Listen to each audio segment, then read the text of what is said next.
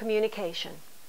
People do not understand us, and we have to make them understand us. So communication is probably my biggest challenge day in and day out.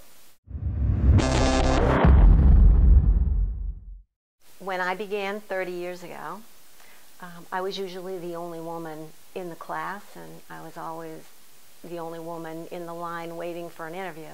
Given that I have interviewed a lot more women in my capacity, and given that when I attend classes and seminars now there's a lot more interested women, I think that it has become easier for women to get into the field and be accepted as a knowledge base in the field.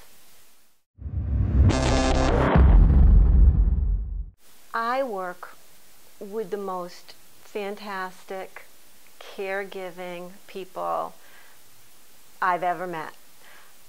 They sometimes are angry with me because of the things I have to show them or ask them to do because it is way out of their comfort zone. But I love at the end of the day when they get it. I love that they understand that it is a tool that helps them be better. That is what I love about my job.